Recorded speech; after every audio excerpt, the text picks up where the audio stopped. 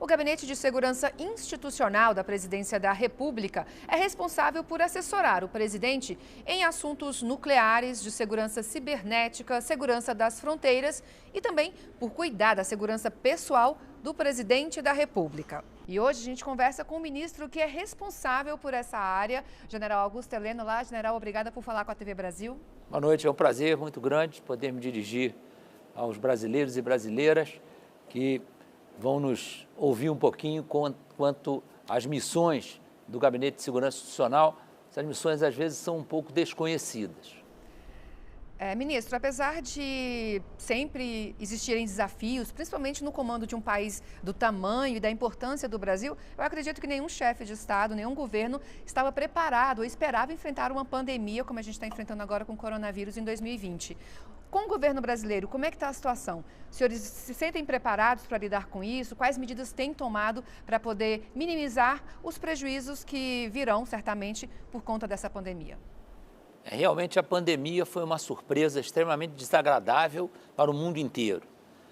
Modificou muito as perspectivas de alguns países e o Brasil foi seriamente afetado, uma vez que nós estávamos saindo de uma crise que nós podemos considerar que durou 20 anos, onde nós tivemos um país que foi afetado seriamente pela corrupção, pela má gestão, por uma série de fatores que colocaram o Brasil numa situação muito difícil, e o presidente Jair Bolsonaro, nesse primeiro ano de governo, tinha conseguido dar um salto de qualidade em muitas coisas dentro do Brasil e principalmente da nossa projeção internacional. Então, de repente, essa pandemia veio afetar diretamente o planejamento que vinha sendo feito, principalmente na área econômica, onde a nossa mudança em relação ao que vinha acontecendo anteriormente, ela era flagrante. Nós tivemos um salto de qualidade na nossa economia muito grande. E já fomos prejudicados no final de 2019 por uma retração mundial que começou a afetar a China e acabou se alastrando pelo mundo inteiro. Então isso foi muito sério para nós, mas nós temos capacidade de vencer essa dificuldade. Nós vamos sair muito bem disso, eu tenho certeza. Agora, é lógico, com um período onde todos os brasileiros e brasileiras de todas as idades acabaram se vendo afetados seriamente por essa situação que as providências, principalmente, obrigaram a mudar o dia a dia de 90% dos brasileiros. E aí, no campo das providências, a gente tem o Gabinete de Segurança Institucional, o GSI, que, como o senhor falou na sua apresentação, não é um ministério muito bem conhecido pelo povo, pelo povão que nos assiste. Então, eu gostaria que o senhor falasse qual tem sido, primeiro explicasse para o público que está nos assistindo o que é o GSI, qual é o papel do GSI e o que ele tem sido, qual é o papel dele neste momento no esforço de combate a essa pandemia. Muita gente vê o Gabinete de Segurança Institucional, o GSI, como responsável pela segurança do presidente e de seus familiares. Realmente essa é a missão que chama mais atenção, é a missão mais visível nossa. Mas nós somos a cabeça do sistema de inteligência do Brasil, que inclui a Agência Brasileira de Inteligência e mais 19 órgãos de inteligência de diferentes ministérios. Nós somos responsáveis pelo Programa Integrado de Apoio à Fronteira, somos responsáveis pela área nuclear, somos responsáveis pela segurança cibernética e tudo isso concentrado num órgão que funciona dentro do Palácio do Planalto, cujas responsabilidades abrangem o país inteiro. O nosso efetivo não é muito grande, então nós temos um volume de trabalho bastante diverso em termos de atribuições, que exige uma qualidade muito grande, porque nós assessoramos diretamente o presidente da República, e isso nos dá uma responsabilidade que nos honra muito. Eu acho uma honra a responsabilidade que nós temos, mas também sabemos que as tarefas não são fáceis. Mas estamos prontos para tentar cumpri-las da melhor maneira possível. Perfeito, ministro. E aí, nesse contexto, diante das funções do GSI, o que vocês podem assessorar ou fazem de fato, né, do núcleo de esforços para se combater ou para se minimizar os efeitos do coronavírus no Brasil? Nós temos a nossa Agência Brasileira de Inteligência, como nós temos agentes no Brasil inteiro, e trabalhamos junto com outros órgãos, que são órgãos de inteligência, também com participação nacional. Vou citar alguns exemplos. A Polícia Federal, trabalhamos diretamente com eles, trabalhamos com o Exército, a Marinha, a Força Aérea e o Ministério da Defesa. Cada uma dessas forças tem seus centros de inteligência. O Ministério da Defesa concentra o que vem dessas três forças. Trabalhamos com todas as polícias militares e polícias civis do Brasil. Então, esse sistema de inteligência, ele tem condições de dar uma visão do país inteiro. E no caso do Covid-19, acabou a ABIN buscando reunir num centro de operações que hoje está integrado ao centro de operações do próprio Palácio, onde funciona um centro que cuida do Covid-19 em tempo integral. Então, a ABIN participa desse centro e oferece para algumas autoridades uma visão diária de todas as variáveis que afetam esse trabalho de controle do Covid-19.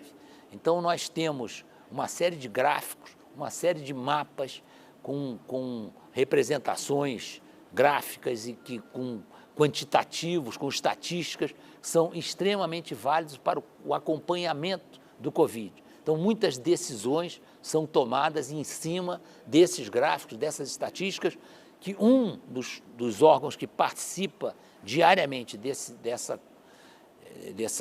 comissão, dessa conferência, né, desse órgão de concentração de esforços em cima do Covid, a ABIN tem um papel relevante. E nós temos gente lá 24/24, 7/7. Ministro, o senhor disse na sua apresentação que a ABIN também é responsável por segurança cibernética. Passa pela ABIN, é claro que ela não é o órgão exclusivo que cuida disso na estrutura do governo federal, mas ela seria a cabeça do sistema, né? De onde partem as diretrizes, do modo como eu entendi. E a gente tem um aplicativo que foi lançado recentemente pelo governo, em que cadastram as pessoas, né, para poder, as pessoas que têm acesso, que têm direito ao chamado Corona Voucher, que é o auxílio emergencial de R$600 para as famílias que ficaram desassistidas economicamente diante dessa pandemia. Então, há uma preocupação lógica em relação à segurança cibernética, a que esse sistema não caia, porque muitas pessoas vão depender dele para poder receber esse benefício. Vocês também estão atuando, monitorando, imagino, essas questões de segurança cibernética. No caso da segurança cibernética, o GSI, ele é um órgão regulador, ele estabelece os princípios da segurança cibernética e estabelece normas para que esses princípios sejam aplicados na ponta da linha. Então, os ministérios, eles são praticamente orientados e são obrigados a traçar as suas diretrizes na área cibernética em cima dos documentos que saem do GSI. No nosso caso agora, todos estão preocupados com a possibilidade de haver interferências desagradáveis, né? Até algumas fraudes em relação a esses participantes, esses beneficiários dessa série de intervenções que o governo pretende fazer junto à população mais necessitada. E nós temos certeza, hoje, por tudo que a gente consegue controlar, que nós provavelmente não teremos esses incidentes na área governamental com relação a esses pagamentos, principalmente, que vão ser feitos para pessoas que têm necessidade realmente de receber esse auxílio governamental. Então, nós temos confiança, uma confiança muito grande na nossa segurança cibernética. É lógico, existem ataques diários à rede, muito numerosos, mas nós temos conseguido conter isso. Eu tive essa experiência como chefe do Departamento de Ciência e Tecnologia do Exército, onde tínhamos uma média de 20 mil ataques mensais na rede do Exército. Tivemos êxito o tempo todo e aqui a mesma coisa. Eu acredito que nós não teremos problema. Certo. Ministro, o senhor testou positivo para a Covid-19, né? O senhor é um perfil que se enquadra no grupo de risco por conta da idade.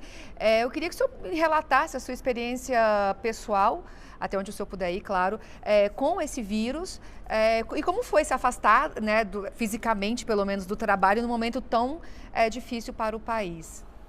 Olha, nesse ponto eu dei muita sorte, que apesar de eu ser do grupo de risco numa faixa já complicada, eu comecei a ser testado imediatamente na volta de Miami, que eu fui com o presidente, voltei com o presidente, fiz um primeiro teste e tive negativo, ou seja, não estava presente o coronavírus. Aí fui levado a um segundo teste. No segundo teste apareceu positivo. Então eu passei a fazer a quarentena. E durante todo o tempo, incluindo esse primeiro tempo que eu não tinha nenhum diagnóstico dizendo que tinha presença do coronavírus no meu organismo, o segundo período onde já tinha o teste positivo, eu não tive nenhum sintoma, zero, né? Basta dizer que eu fazia diariamente alguma coisa de musculação, mais de 1 hora de bicicleta ergométrica e fiz um novo teste agora, depois dessa internação que eu fiz 15 dias em casa e estou perfeitamente, 0 quilômetros, né? Não estou pronto para ter outra não, né? Essa história, estou pronto para ter, não estou pronto para ter outra não, estou fora, mas realmente não tive maiores problemas de saúde com isso. E torço para que todos aqueles que sejam afetados ou sejam diagnosticados com o vírus, que possam ter a mesma sorte que eu tive durante esse período. Certo, ministro, nesse momento então em que o Brasil inteiro está preocupado, né, com razão, tanto do ponto de vista econômico quanto do ponto de vista da saúde, se não da própria pessoa, mas daquelas pessoas que lhe cercam, que lhe são caras, que mensagem o senhor deixa, o senhor que é assessor muito próximo do presidente Jair Bolsonaro, que tem uma convivência muito próxima, inclusive, com ele no âmbito pessoal, que mensagem o senhor deixa para os brasileiros que estão hoje assistindo o senhor e com uma grande interrogação sobre o seu futuro? Essa interrogação, ela está convivendo com todos nós, até porque, como essa pandemia chegou de surpresa e os próprios infectologistas, os especialistas, os médicos, as próprias enfermeiras, todos foram surpreendidos com a chegada de uma vou chamar de doença, mas realmente é uma situação que pode afetar a qualquer um de nós. Nós vemos nas entrevistas uma divergência muito grande de posições. O próprio presidente da República tem colocado como seus 2 grandes objetivos proteger os idosos, claro, evitar ao máximo os óbitos, que é lógico que ninguém pode tomar nenhuma medida se ele sabe que aquilo ali vai trazer como consequência um aumento de óbitos. Ele tem essa preocupação constante. E tem uma outra preocupação que é extremamente relevante, que é o emprego, a família, né, a manutenção da família em condições de prover recursos para o seu sustento, para a sua alimentação, para as suas necessidades básicas. Isso é uma preocupação que o presidente tem externado todo o tempo. E eu tenho certeza que, pouco a pouco, vão sendo flexibilizadas algumas convicções que inicialmente dominaram a maioria dos especialistas. Mas o que a gente tem percebido é que as próprias curvas, algumas delas se desenvolveram rapidamente. A curva brasileira, ela está sofrendo já alguma contenção e nós vamos sair disso aí melhores do que nós esperávamos. Havia muitas perspectivas pessimistas, perspectivas que pareciam que ia ser um caos total, né? Uma catástrofe. Isso já está se delineando como alguma coisa que não vai acontecer. E tenho a impressão que o retorno ao trabalho, isso vai ser uma coisa natural, isso vai sendo providenciado pelos próprios responsáveis por conduzir isso aí a nível estados e municípios, e a minha sensação é que nós vamos, dentro de 2 semanas, vamos caminhar para a normalização e vamos sair disso aí, como o Brasil sempre saiu. O Brasil já enfrentou outros problemas sérios e nós vamos sair bem disso aí. Ok, ministro, obrigada pela sua entrevista à TV Brasil. Agradeço a participação no Brasil. Obrigado, eu que agradeço pela possibilidade de conversar com os nossos amigos e amigas. Muito obrigado.